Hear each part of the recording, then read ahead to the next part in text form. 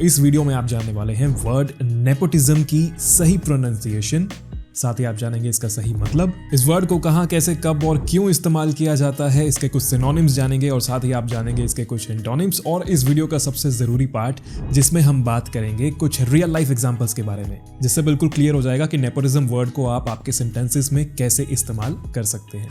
तो चलिए फिर शुरू करते हैं और सबसे पहले जानते हैं इसकी प्रोनाउंसिएशन। देखिए, हर वर्ड को अलग अलग देशों में, अलग अलग जगहों में अलग अलग तरीके से बोला जाता है। हम बात करेंगे कि हमारे देश में, भारत में इसे कैसे बोलते हैं। स्पेलिंग है NEPOTISM और प्रोनाउंस करते हैं नेपोटिज्म। Nepotism clear? चलिए आगे बढ़ते हैं और जानते हैं इसका मतलब क्या होता है।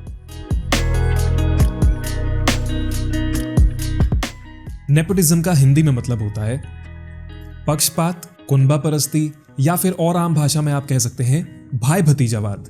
और बाकी भाषाओं में इसे क्या क्या बोलते हैं वो मैंने नीचे डिस्क्रिप्शन में लिख दिया है, अगर आप वो देखना चाहें तो आप वो भी देख सकते हैं। ये वर्ड एक्चुअली इटालियन वर्ड नेपोटिज्मो से बना है, जिसका मतलब होता है नेफ्यू, तो इसलिए हिंदी में बन गया भाई भतीजावाद। लेकिन इसका ये मतलब बिल्कुल भी नहीं है कि ये वर्ड सिर्फ भतीजे के लिए इस्तेमाल किया जाता है। आगे सेंटेंसेस में मैं आपको बताता हूँ और ज़्यादा क्लियर हो जाएगा कि इस वर्ड को कहाँ, कैसे, कब और क्यों इस्तेमाल कर सकते हैं। लेकिन उससे पहले जानते हैं इसके कुछ सिनोनिम्स यानी कि पर्यायवाची। इसके कुछ सिनोनिम्स हैं फेवरेटिज्म, बायस, अनफेयरनेस या फिर आप कह सकते हैं पार्शियलिटी। चलिए आगे बढ़ते हैं और जानते हैं इसके कुछ एंटोनिम्स। वर्ड नेपोटिज्म के कुछ एंटोनिम्स हैं यानी कि विलोम शब्द हैं फेयरनेस, इम्पार्शियलिटी, इक्वालिटी या फिर आप कह सकते हैं अनबायसनेस। क्लियर? चलिए आगे बढ़ते हैं और जानते हैं इसके कुछ रियल लाइफ एग्जांपल्स। अब आपने बोलने का तरीका भी समझ लिया, आपको मतलब भी समझ आ गया, आपने सिनोनिम्स जान लिए, एंटोनिम्स जान लिए। अब जानते हैं कुछ रियल लाइफ एग्जांपल्स, जिससे कि बिल्कुल क्लियर हो जाएगा कि वर्ड नेपोटिज्म को आप आपके सेंटेंसेस में कैसे इस्तेमाल कर सकते हैं, या फिर किसी सेंटेंस में नेपोटिज्म वर्ड का इस्तेमाल किया गया हो तो वहां पे उसका अर्थ क्या है ये आपको अच्छे से समझ आ जाएगा। एक एग्जाम्पल है there is no room for nepotism.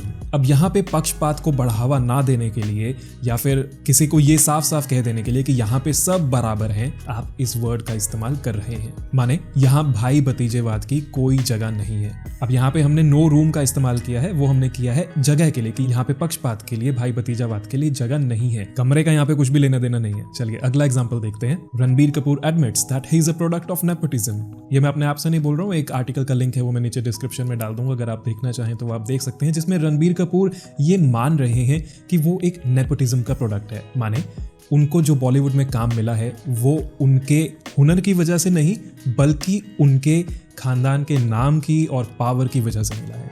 तो यहाँ पे नेपोटिज्म वर्ड का इस्तेमाल किया गया है भाई भतीजावाद के लिए, क्लियरली आप ये कह सकते हैं। एक एग्जांपल और देखते हैं। The minister was accused of nepotism. यहाँ पर नेपोटिज्म वर्ड का इस्तेमाल किया गया है मंत्री जी के ऊपर आरोप लगाने के लिए कि उन्होंने अपने कुछ रिश्तेदारों या जानकारों के ऊपर कुछ स्पेशल फेवर्स किए हैं। इसके अलावा कुछ और सेंटेंसेस भी हैं, अगर आप वो देखना चाहें तो मैंने नीचे डिस्क्रिप्शन में लिख दिए हैं, आप देख सकते हैं, तो थोड़ा और ज़्यादा क्लियर हो जाएगा।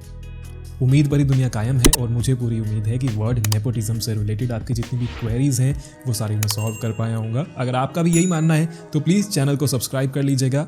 मिलते हैं अगली वीडियो में। जय हिंद।